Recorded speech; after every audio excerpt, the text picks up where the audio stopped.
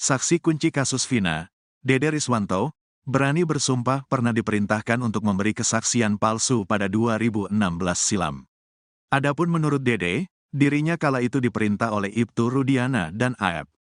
Dede tak gentar meski kuasa hukum Ibtu Rudiana telah melayangkan somasi kepadanya. Ia tak merasa takut lantaran yakin pengakuannya itu adalah kebenaran. Ya, karena perkataan yang kemarin itu di konvers itulah yang sesungguhnya, itu yang sejujurnya, itu yang sebenarnya, ucap Dede dalam tayangan YouTube Deddy Mulyadi Channel, Kamis, tanggal 25 Juli tahun 2024. Dede bahkan berani bersumpah dirinya telah berkata jujur. Untuk meyakinkan publik, Dede berencana mengajak AF untuk melakukan sumpah bersama. Sayangnya, hingga kini keberadaan AF tak diketahui.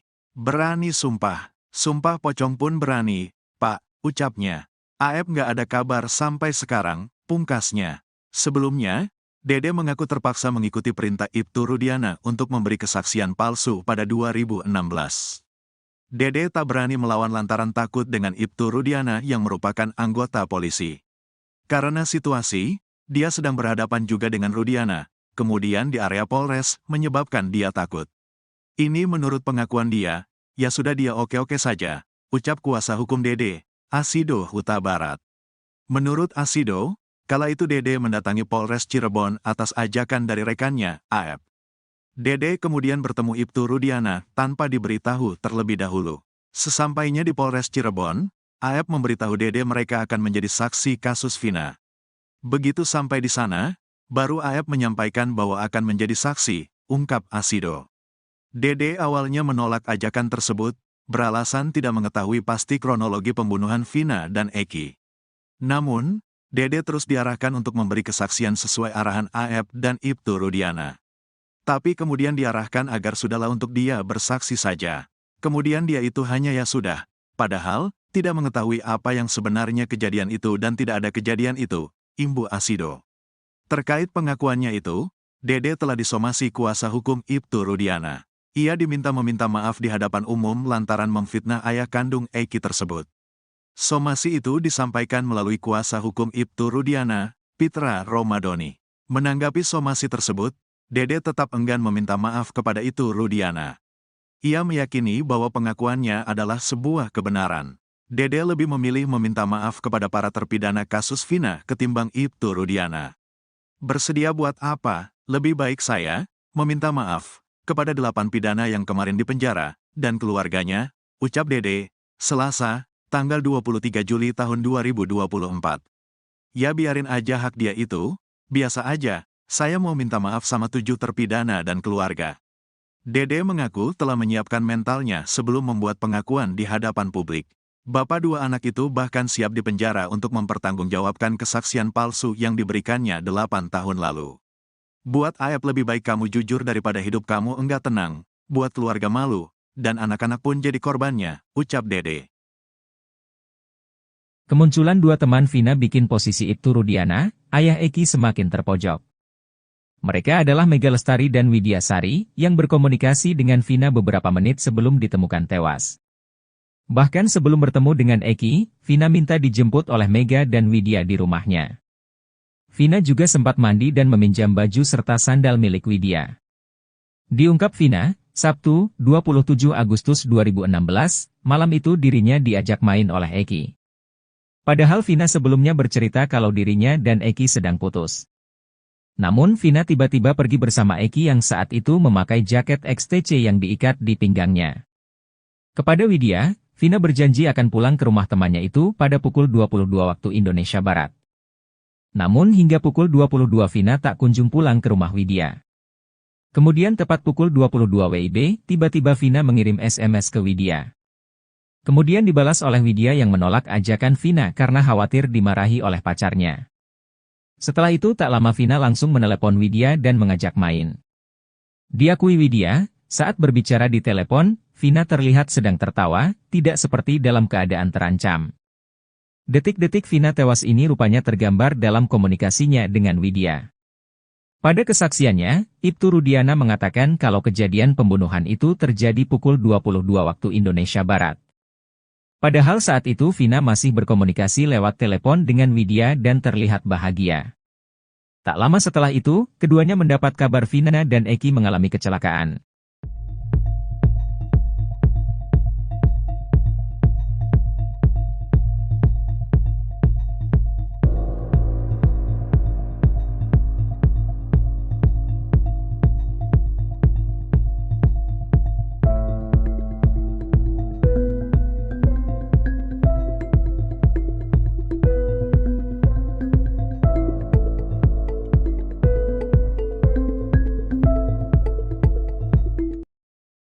Ibtu Rudiana kini benar-benar tak bisa mengelak. Pasalnya jam 10 malam Vina dan Eki belum tewas di jembatan Talun Cirebon. Bahkan jam 10, Vina dan Eki masih tertawa merayakan hubungan mereka yang kembali pacaran setelah sempat putus. Dalam sidang kasus Vina disebutkan bahwa Eki dan Vina melintas depan SMP. Jalan Perjuangan pukul 21 waktu Indonesia Barat. Lalu dalam kesaksiannya, Ibtu Rudiana menyebut kejadian pembunuhan terhadap Eki dan Vina terjadi pukul 22 waktu Indonesia Barat. Namun teman dekat Vina, Widya Sari mengungkap bahwa pukul 22 WIB justru masih berkirim pesan.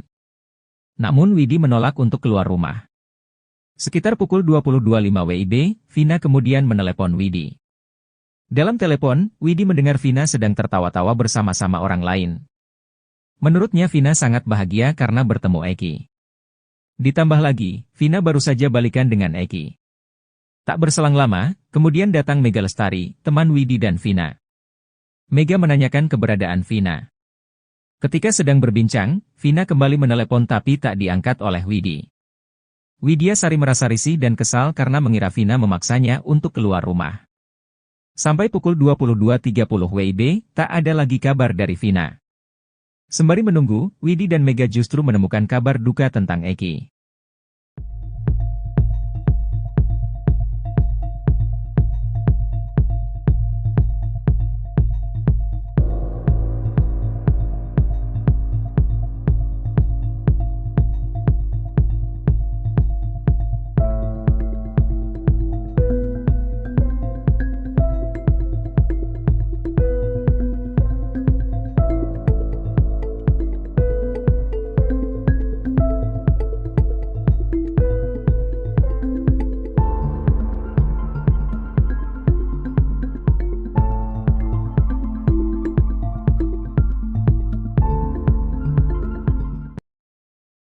Psikolog forensik Reza Indragiri memberikan syarat untuk pihak Saka Tatal apabila hendak mau menjadikannya sebagai ahli di sidang peninjauan kembali atau PK. Syarat itu, kata Reza Indragiri, keterangan yang diminta harus sesuai dengan keahliannya. Hal itu diungkapkan Reza Indragiri usai diminta menjadi ahli di sidang PK Saka Tatal seperti dikutip dari Kompas TV pada Jumat 26 Juli. Reza menyebut tidak keberatan menjadi saksi ahli di sidang PK Saka Tatal. Dia mengaku bersedia diundang pihak Saka Tatal ataupun JPU di sidang PK Saka Tatal. Namun kata Reza Indragiri, ada syarat yang diberikannya agar bisa menjadi ahli di sidang PK tersebut. Misal saja pertanyaan yang diberikan harus sesuai dengan kompetensinya sebagai ahli psikologi. Misal saja kuasa hukum menunjukkan foto kondisi kedua korban. Hal itu tentunya kata Reza tidak sesuai dengan bidangnya, melainkan harus diserahkan ke dokter forensik. Adapun Reza mengaku hanya bisa menjelaskan hal-hal seputar psikologi forensik yang berkaitan dengan perilaku mental manusia dalam konteks hukum. Misal saja psikologi pelaku, psikologi korban, ataupun psikologi personel penegakan hukum. Syarat kedua, kata Reza, waktu yang diberikan harus pas dengan jadwal yang dimilikinya. Hingga saat ini Reza pun mengaku belum mendapatkan jadwal pasti untuk hadirannya di sidang PK Saka Tatal. Personil penegakan hukum itu sendiri. Yang terjadi adalah perubahan mindset publik yang dulu mencaci maki, membuli, hari ini memuji. Kalau ditanya siapa yang paling paham konstruksi hukum kasus Eki dan Vina, jawabannya Bu Titin. Bu Titin itu memiliki pemahaman yang sangat cukup terhadap proses dari perjalanan kasus tersebut hingga hari ini. Yang menjadi problem adalah Bu Titin tidak memiliki kemampuan kekuasaan yang cukup, tidak memiliki jaringan yang memadai pada waktu itu, tidak memiliki jaringan informasi yang cukup untuk mendorong kasus itu menjadi kasus yang terbuka. Tetapi seiring dengan waktu, hari ini Bu Titin tampil kembali melakukan pembelaan terhadap Saka Tatal. Yang terjadi adalah perubahan mindset publik yang dulu mencaci maki, membuli, hari ini memuji. Terima kasih Bu Titin. Selama ini Bu Titin telah banyak memberikan informasi yang cukup kepada saya, sehingga kasus ini sudah semakin terbuka.